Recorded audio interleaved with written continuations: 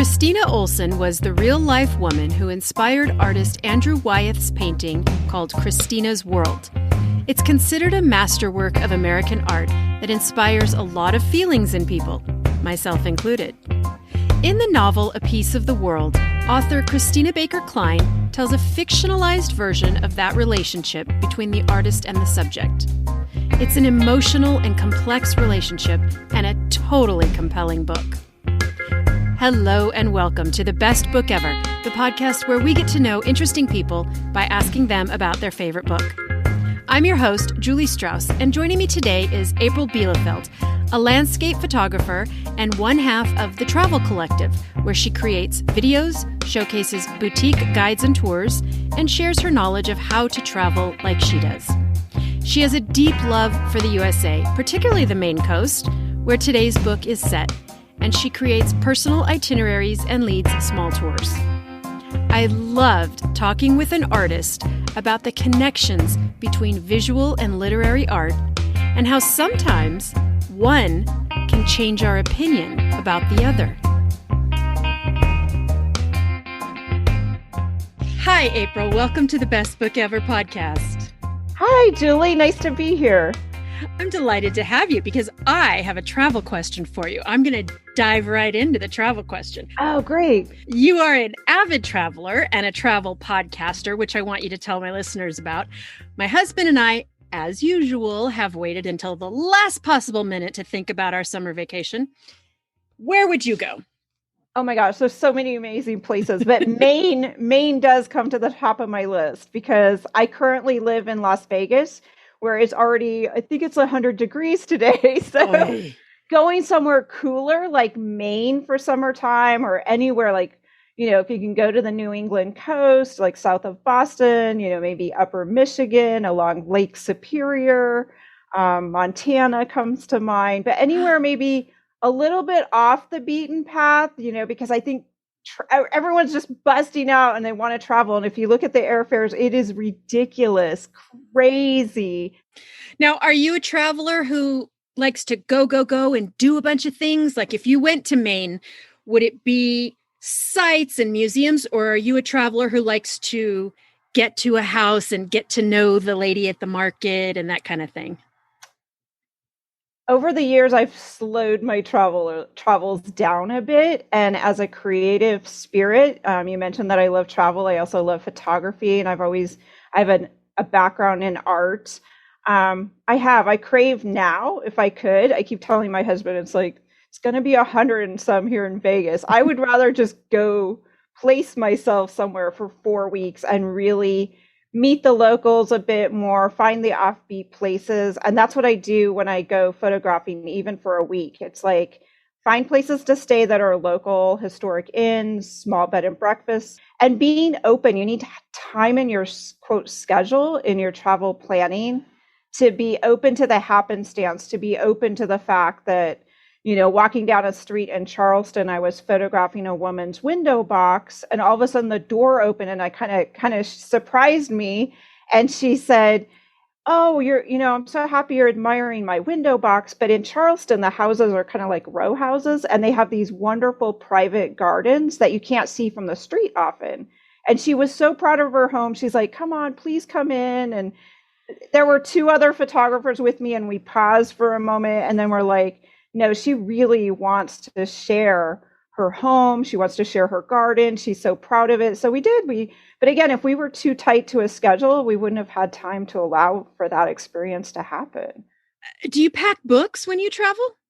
I usually pack paperback books. I'm one of those people that tries to shove an actual book still in my bag. I do have more books on my Kindle now, or my e-reader, or whatever you want to call it, on my phone. But I still like the essence of opening a book and taking time, if there's time in the morning with my coffee, just to open something up and read something. And I'm the kind of reader, I'm kind of a casual reader, as I call it. It's hard for me to read a book from start to finish. I'll often pop open a book and just see where it lands. If it opens in the middle, start reading there. And if it draws me in, then I'll go back and start at the beginning. But I sometimes have 2 or 3 different books laying around, and it's hard for me to get grabbed by a book. So if a book grabs me and sticks with me, it becomes like a lifelong friend, like a best friend that I'll go back to over and over. If I haven't bought the hardcover book, I'll go buy the actual covered, the hardcover book and put it on my shelf to look back at, like a friend, like Yes. check back in with.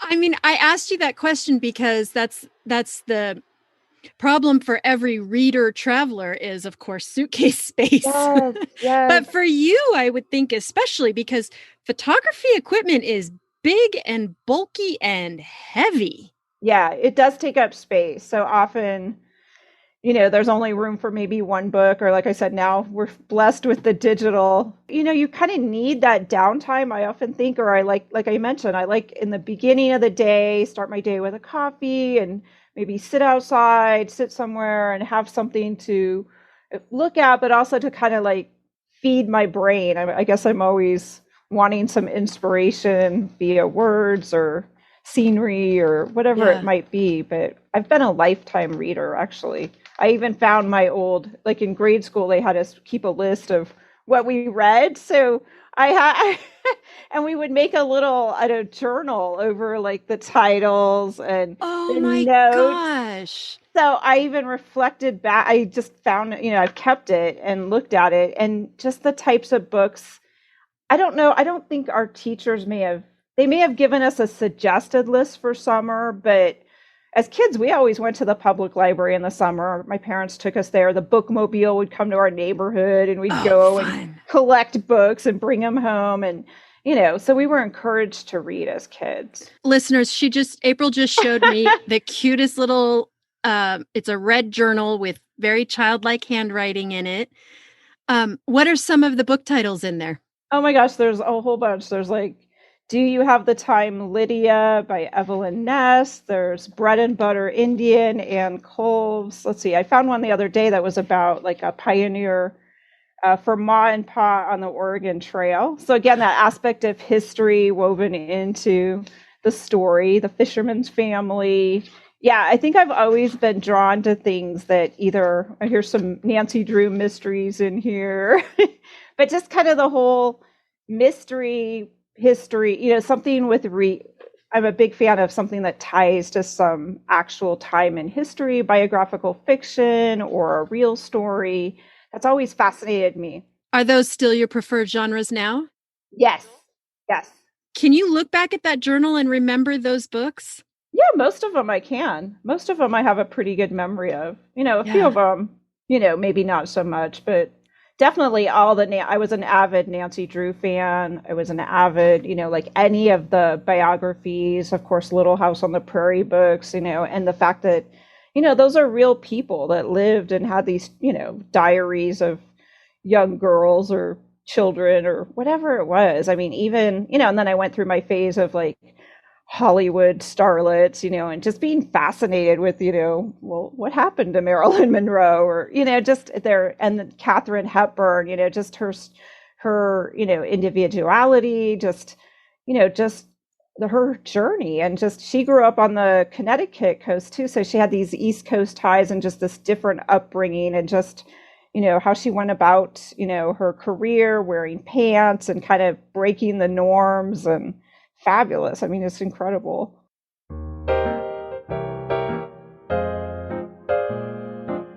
This episode is sponsored by Lover's Moon by Mark Leslie and Julie Strauss. Hello, Julie Strauss, host of Best Book Ever and contemporary romance author. Hello, Mark Leslie, frequent guest of the show and horror author. Julie, what do you know about werewolves? Absolutely nothing, Mark. I'm scared of everything. What do you know about romance novels? Well, my mom read a ton of romance when I was a kid, and Fabio was always on the cover, so Fabio must be in every romance novel, right? That's exactly right, yes. Mark, do you know what we should do? I do, yeah. Let's say it at the same time, okay? Okay. 1, 2, 3. Never speak again. Write a book together. Yes, what you said. We should write a book together. I was thinking we could each write about our favorite things. Yeah, bloody fangs. And making out. Occult shops. having sex in a bubble bath, ancient feuds, a marriage proposal in Central Park, a book made of human skin. and friendly honeybees. We've really got something here. You know, I don't see how it could fail.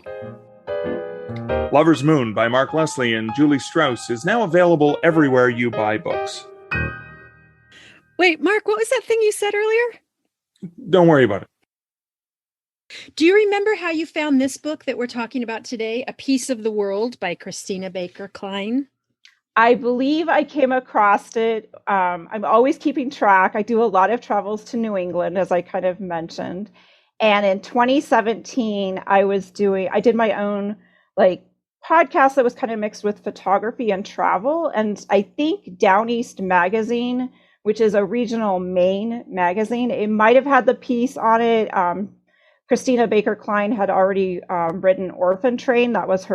She was a best-selling author at that point. And she, in some of the interviews, I think had started to tease the fact that she was working on this book, A Piece of the World, that would tie in the painting, Christina's World, which as an art major, I knew very well. You know, it's just part of it's just kind of like one of those classic Americana pieces of artwork that never escapes your imagination. I think it's kind of inbred into our culture, into a lot of even current movies. If you go look up the painting, they still use that painting in a lot of current movies and Netflix series, and they'll see it. And it's just, so I think that's how I came across it. And I blasted through it because it's hard for me to find a book that grabs me that I couldn't put down. And this was one of those books. I was working full time and I was so excited to get to lunch so I could keep reading it. And I literally couldn't put it down. It was one of those books that was such a quick read for me. And then I was so excited because I contacted her and interviewed her briefly on my podcast. So yeah, Very it was just, cool. Yeah, it was so super cool. But the book was a super fast read. Okay, let's start with, can you tell our listeners what the book itself is about? Yes, it really focuses on, it literally takes the painting, Christina's World, which is kind of a barren landscape. There's a farmhouse and there's this young woman stretched across what looks like a kind of a dead and dry field. And you can't see her face. Her back is to you and looks like she's longing. And the book focuses on that woman, Christina, which is interesting that the author's name is also Christina. Mm-hmm. And Christina, just the painting, when you see the painting, you're not sure, is she sad? Is it mournful? Is she longing?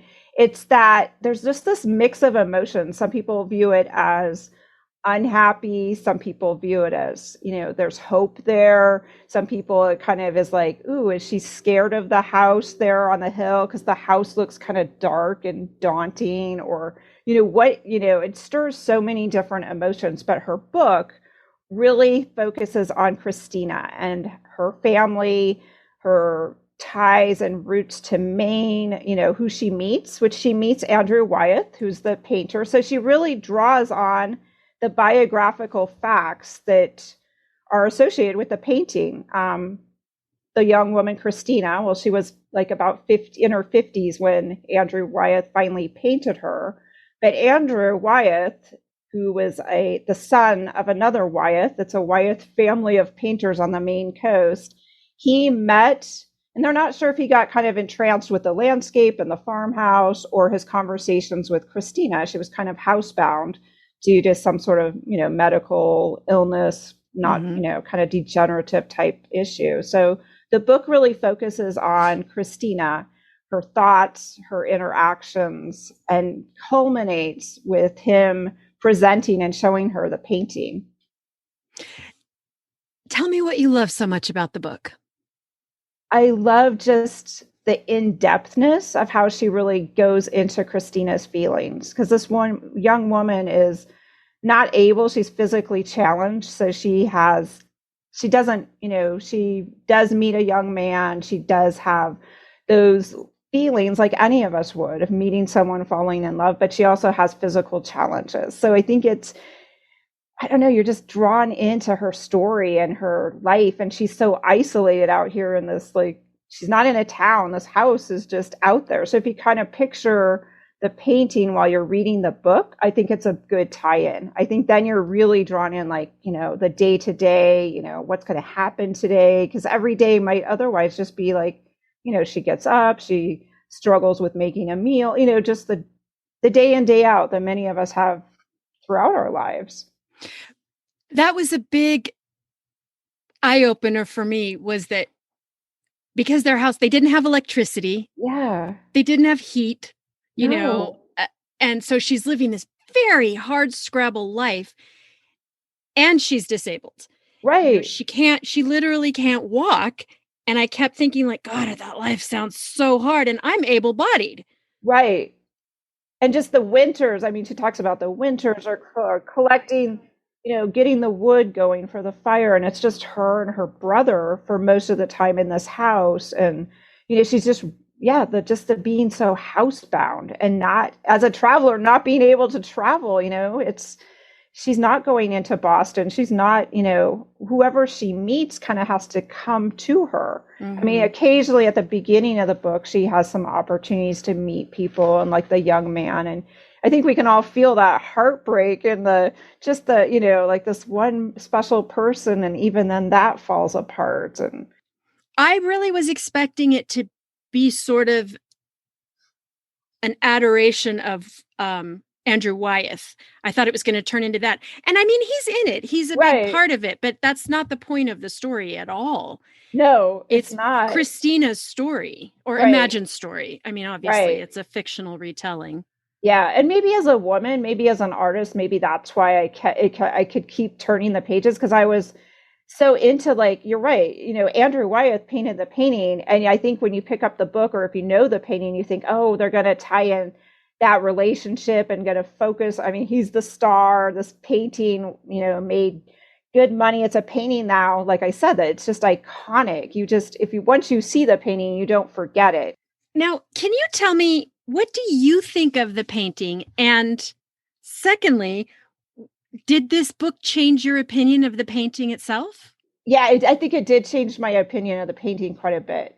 Because I think when I first saw the painting, it was more like a mystery. I didn't know that was her house. And as a former, as like I said, you can, from reading all those Nancy Drew books and looking at those covers, it kind of has that mysterious, the house is up there.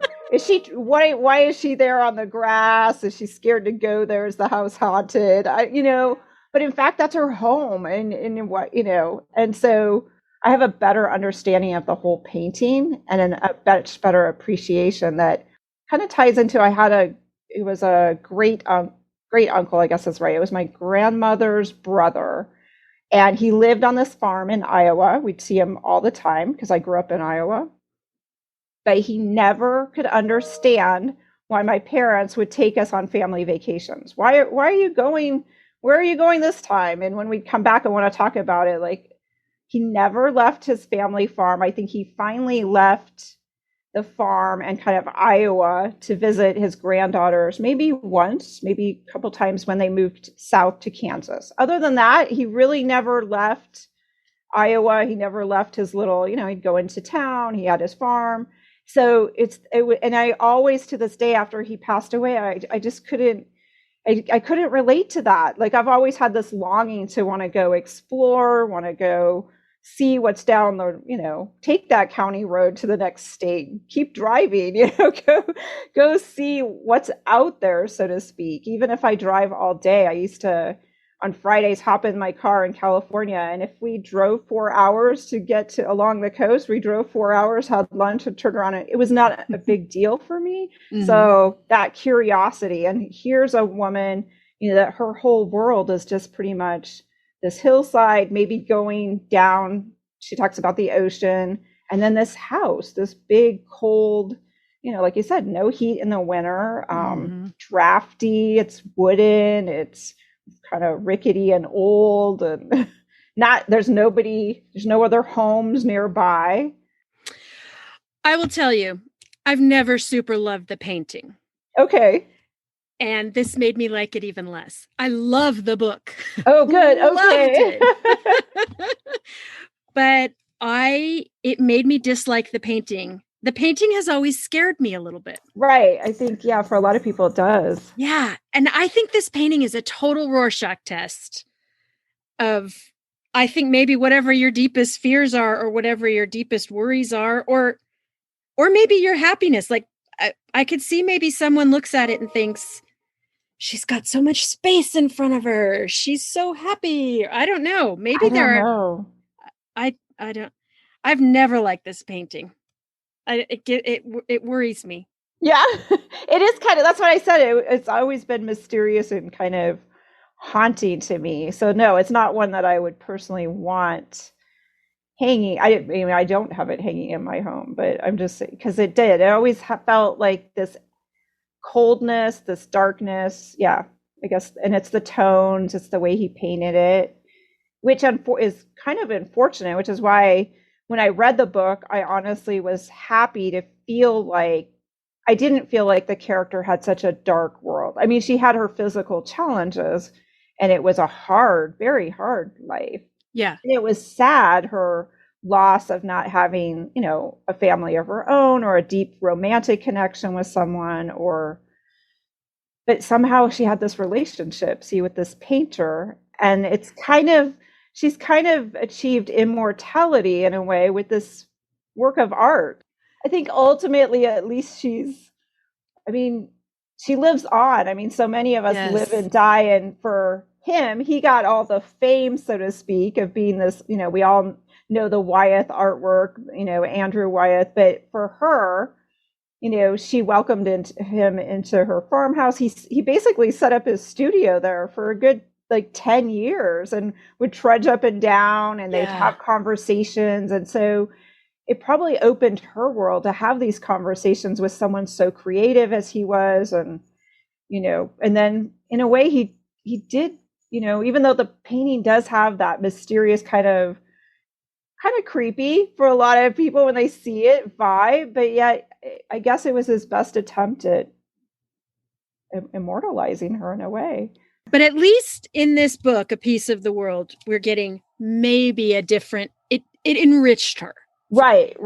It's a little bit, and of course it's fiction. Who knows? Right. Who knows? Right. But I like to think that the real Christina was a lot like the one in this book, because she's complicated. Right. She's complicated. She's a real person with real feelings.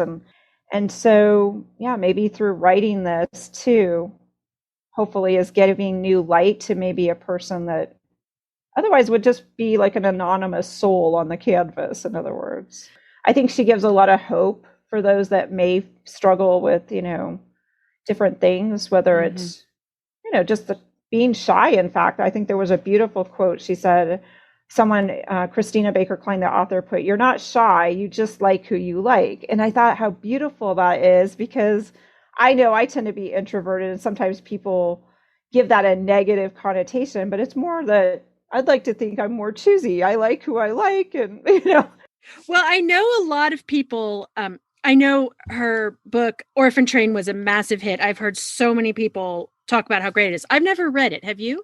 No, I actually haven't. And this is actually the first book I picked up by Christina Baker Kline.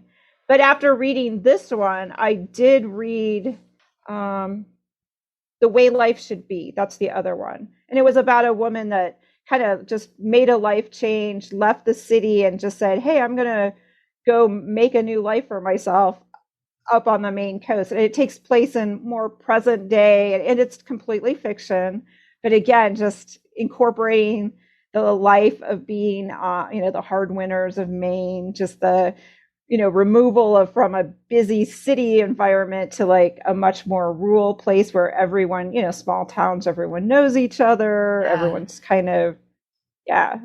Yeah, I'm going to look up her other books, because I really enjoyed this. Really enjoyed it. And was not really expecting to, mainly because of my dislike of the painting. No, but see, that's good to hear, though, that, that even though the painting, you're like, oh no, what's this going to be about? You picked it up and we're drawn into the book. And in fact, it's interesting that this is, I think, the only home that's been portrayed in an iconic American piece of artwork that is now owned and protected by an art museum. I don't think there's any other place like it. So the Olson house still stands. You can contact, it's the Farnsworth Art Museum, and they do tours out there with a docent in the summertime. Unfortunately, by October, which is often when I'm there, they stop the tours because since there's no heat in the building, it's too cold, and they don't want the docents out there with no heat, no running water, all of that. But you can definitely tour the grounds, and in the grounds, oh my gosh, yeah, it's fascinating to actually then go to the grounds because you can see what the artist chose to kind of remove, because you're expecting kind of like that hill, but there's some additional trees near the house, and just some little additional, there's no other buildings though. It is very bleak out there. Okay.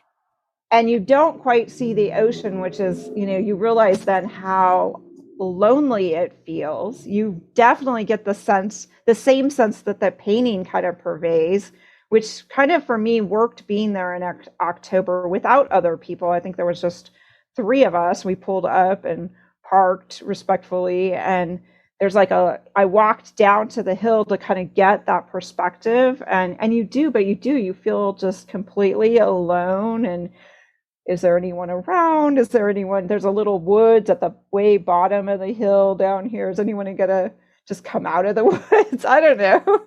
That sounds very haunting to me. Imagining being in that space and not having full use of your legs. Right. Yeah, exactly. Yeah, and as a woman, I think we automatically, just genetically, biologically, we are just prone to feeling more vulnerable, more at risk, and that if we have something we can't use part of our body, So what are you reading right now? Right now, and I had to write it down because like I said, I read like a bunch of stuff all the time. I kind of have like a little stack of things. It's not a very thick book, but it's The Inn at Lake Divine.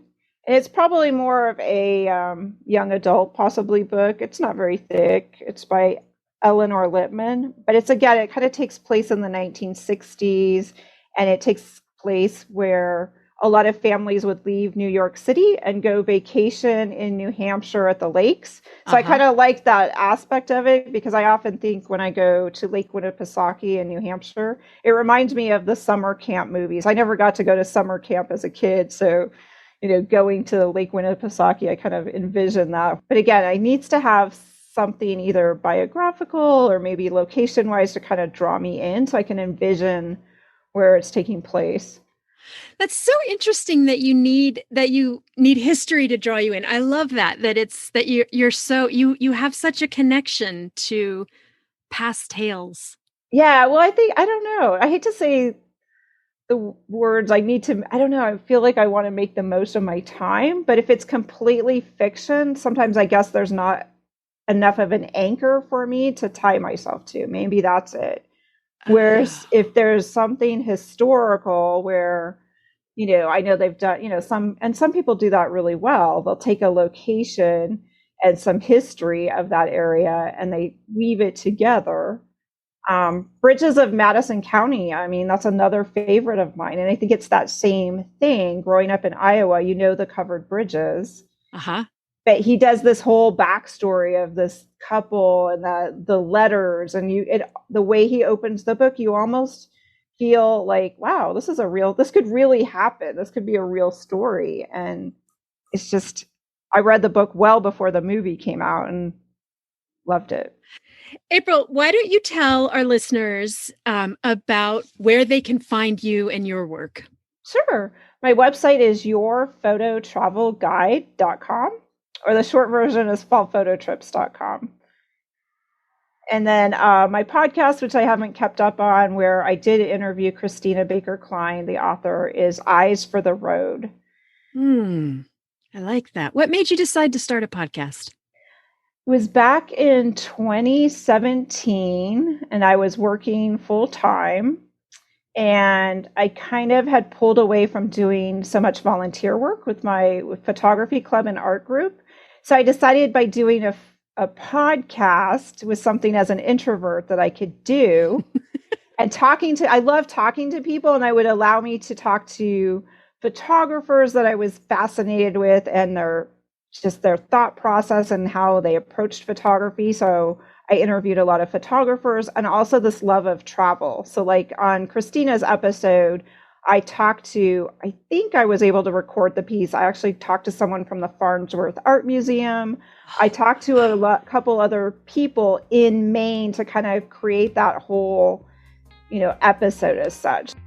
Well, this has been so fun, and I want to thank you for introducing me to this book. It was really a great read. I know I'm going to pass it on to others, and I hope you will come back anytime you have a book you want to tell me about.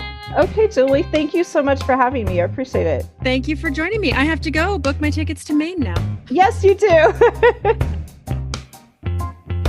I would love to hear what you think about this book and about this painting in particular. Tell me all about it over on Instagram at Best Book Ever Podcast. Remember, you can find links to all the books we discussed in the show notes or at my website, bestbookeverpodcast.com. And if you have a book you want to tell me about, click on the Be a Guest button on my website or Instagram bio so we can chat. If you enjoyed this episode, please do me a solid and leave a review on whatever podcatcher you are using. It's an easy and free way for you to help other people find my work, and I am so grateful. Thanks for joining me today, and I will see you at the library.